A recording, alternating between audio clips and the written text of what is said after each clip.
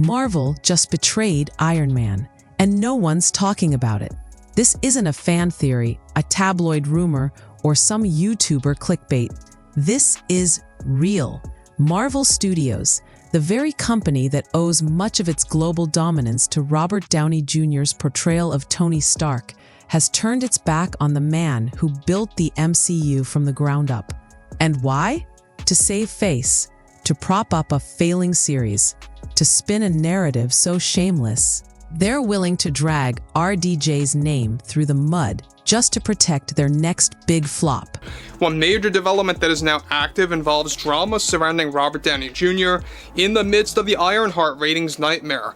Now, already Robert Downey Jr. is enraged with both Disney and Marvel, as well as Marvel fans.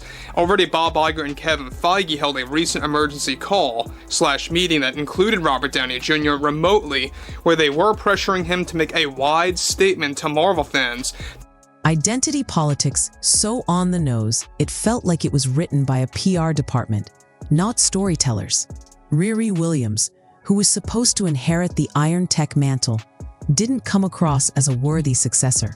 She felt hollow, not a character with heart and growth, but a corporate product slapped together in a focus group.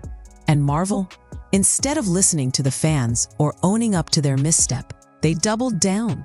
They did what Disney does best, panic and deflect. With Ironheart tanking harder than anyone anticipated, Marvel Studios hit the red alert button. But instead of calling in better writers, directors, or anyone who could actually address the creative failure, they called in Robert Downey Jr. again.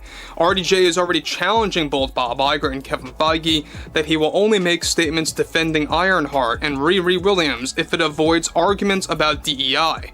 Already Bob and Kevin refused, and they are forcing him to make statements to go against Marvel fans that are opposed to the Riri Williams character. Now, yes, the same man who built the MCU from the ground up, the one whose charisma, dedication, and performance turned Iron Man from a B-list comic character into a global icon. And now, after carrying the franchise for over a decade, Marvel wants him to return, not as a hero, but as a shield, a mouthpiece. Their plan? Use RDJ's legacy, his deep bond with the fan base, to promote Ironheart, not because it deserves praise, but because his endorsement might salvage it. They want him smiling on talk shows, hyping up the show, pretending it's the next evolution of the Iron Man legacy. But fans aren't buying it, and worse, neither is RDJ. According to multiple insider reports, Robert Downey Jr. didn't step into the Ironheart spotlight by choice. Where Downey Jr.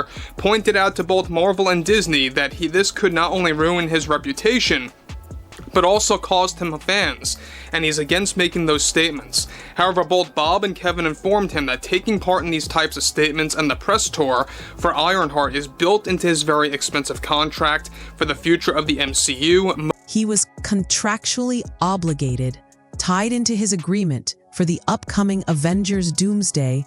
Marvel slipped in a clause. He had to help market and support the new face of Iron Tech, Riri Williams.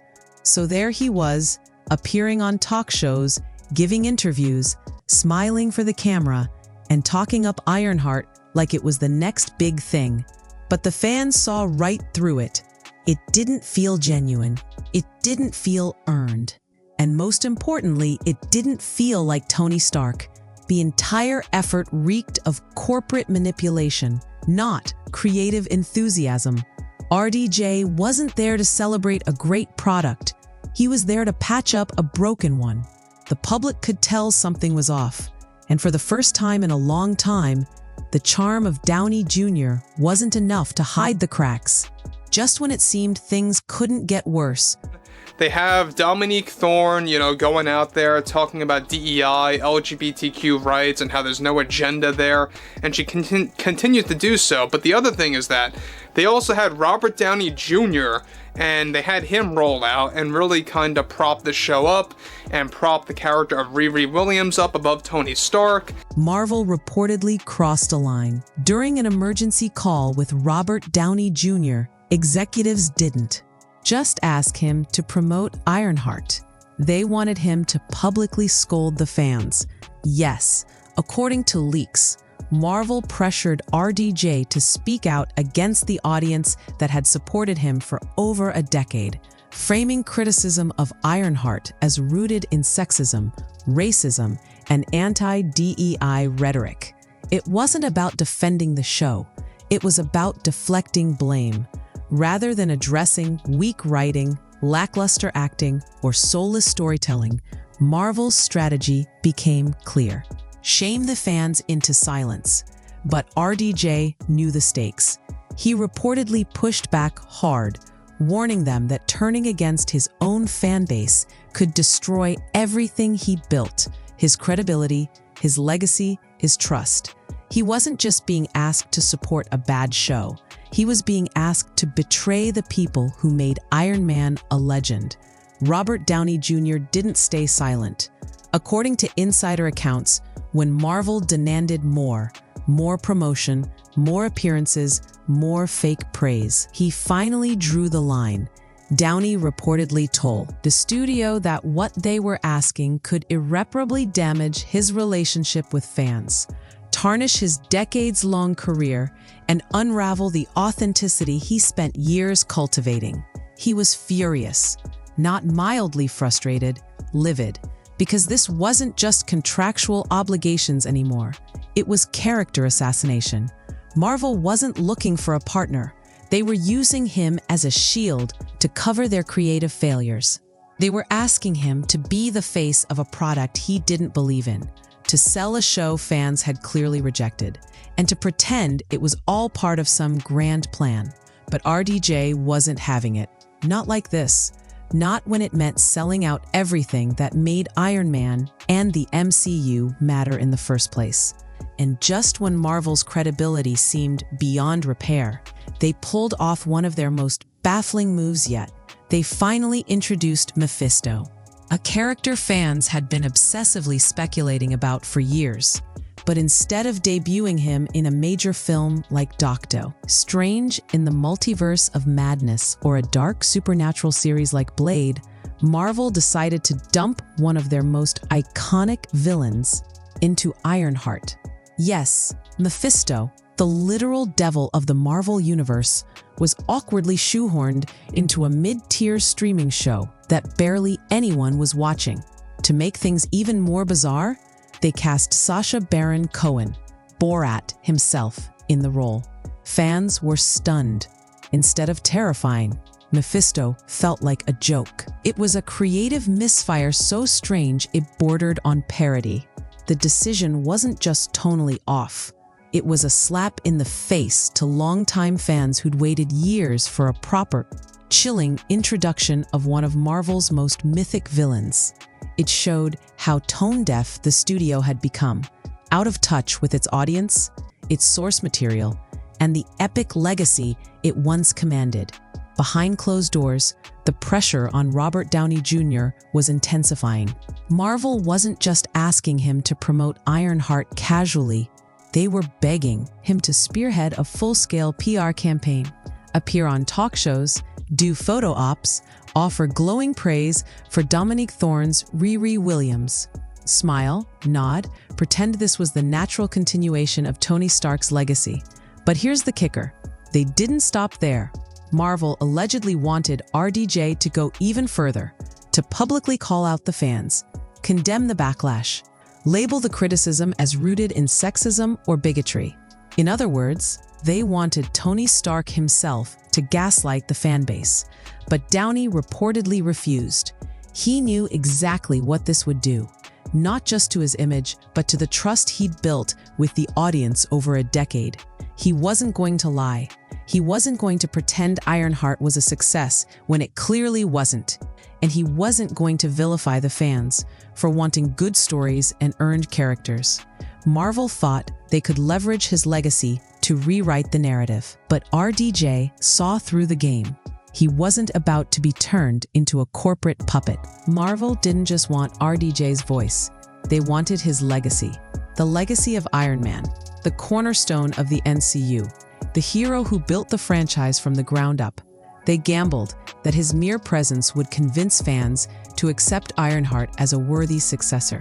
They wrapped the marketing in nostalgia, hinted at a spiritual handoff, and promised that Riri Williams would carry the torch. But what they were really doing was manipulating everything Iron Man stood for. This wasn't about honoring Tony Stark's arc. It was about hijacking it to legitimize a character who hadn't earned the same respect. RDJ was reportedly furious. He realized that they weren't asking him to support a good story. They were asking him to sell a lie, to weaponize it. The moment Ironheart dropped, it became clear the fans weren't buying it. Despite the media push, the nostalgic callbacks, and RDJ's reluctant involvement, audiences saw through the facade. Viewership plummeted. Social media erupted, not with celebration, but with criticism, memes, and confusion. People weren't connecting with Riri Williams, not because of who she was, but because of how she was written. It wasn't authentic, it wasn't earned, and worst of all, it felt like a betrayal of what came before. For many fans, this wasn't just another failed Marvel project. It was a turning point, a symbol of everything that had gone wrong since the end of the Infinity Saga. And for Robert Downey Jr., the fallout wasn't just professional, it was deeply personal. He had poured his heart into building a character that resonated across generations, only to watch the studio use his image to prop up a project that ignored the very audience that made Iron Man iconic in the first place. The emotional weight of that betrayal on both sides was palpable. And just when you thought Marvel couldn't fumble the ball any harder, they finally introduce one of the most anticipated, lore-rich villains in the Marvel Universe, Mephisto. And where do they place him? Not in Doctor Strange in the Multiverse of Madness, not in Blade, not in some eerie gothic supernatural series that could do him justice. No, they wasted him on Ironheart, a mid-tier streaming series already drowning in backlash. Fans had been clamoring for Mephisto for years, theorizing, speculating, begging for his entrance into the MCU. And Marvel delivered by casting Sacha Baron Cohen, yes, Borat himself, as the literal devil in a role so mismatched, so tonally disjointed, it felt like parody. Instead of menacing, we got mockery. Instead of sinister world-building, we got what looked like a desperate stunt. It was the equivalent of introducing Thanos during a grocery store trip on an episode of Miss Marvel. The creative disconnect was staggering. Marvel took one of their most powerful villains and shoved him into a show that lacked the tone, gravity, and narrative weight to handle such a character, and they expected fans to be impressed. Instead, it came off as disrespectful, desperate, and wildly out of touch with what the audience had been asking for. Behind the curtain, the pressure on Robert Downey Jr. didn't stop. After the initial backlash and the disastrous reception of Ironheart, Disney and Marvel reportedly doubled down.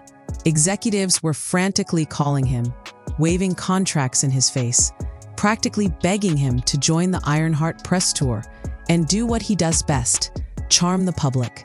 But this time, it wasn't about promoting a story he believed in. This time, it was about spinning a failure into a win.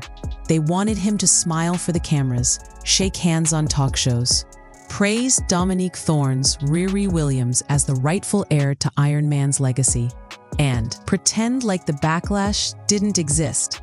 But RDJ isn't just an actor. He's a symbol of the MCU's golden era. And asking him to sell something the fans clearly rejected wasn't just awkward, it was dishonest. This wasn't PR anymore. It was a last-ditch act of desperation. The idea that Marvel's biggest legacy star could prop up a floundering show simply by association was not only unrealistic, it was insulting to both him and the fans. Downey Jr. reportedly saw right through it. He knew this wasn't about celebration. It was damage control, plain and simple, and they wanted him to carry the weight. But Robert Downey Jr. didn't bend. He didn't cave. According to reports, he drew a clear line in the sand, he told Marvel and Disney that he wasn't going to lie to the fans. Not for marketing, not for contracts, not even for a multi-million-dollar payout. He made it clear, if they wanted him involved, they'd have to stop using him as a shield for weak storytelling and failed projects. He reportedly warned them that pushing him into a political corner or using his face to scold fans would backfire, that his credibility, earned over 2 decades, would vanish the second he became a corporate puppet. Downey understood something Marvel had forgotten. The audience matters. Authenticity matters. And once it's gone, it's almost impossible to get back. So instead of reading the studio-approved script and pretending everything was fine, RDJ took a stand. Not for drama, not for ego, but for the integrity of everything he built as Tony Stark. In an era where too many celebrities just say the lines and collect the check, Downey choosing silence over spin might be the loudest thing he's ever done. Marvel has lost its way. From Ironheart's soulless debut to Robert Downey Jr. being dragged into a PR disaster he didn't sign up for, this isn't just about one show. It's about a studio desperately clinging to a formula that no longer works. Instead of listening to fans, they've chose to blame them. Instead of honoring legacies, they're trying to rewrite them. And instead of building compelling earned heroes, they're fast-tracking characters through tokenism and marketing spin. Ironheart was never the problem. The problem is a creative machine that no longer respects its audience, its history, or its stars.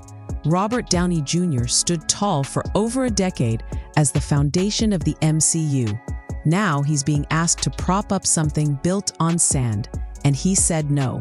That refusal, that moment of integrity, it might just be the spark Marvel needs to remember what made it great in the first place. This isn't just a fandom falling apart. It's the collapse of an empire built on ignoring the very people who made it thrive.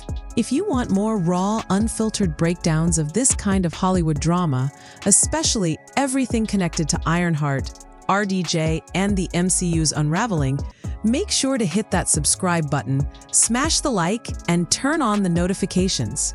Because trust me, this saga, it's far from over. Marvel might be burning bridges, but we're here to document every spark.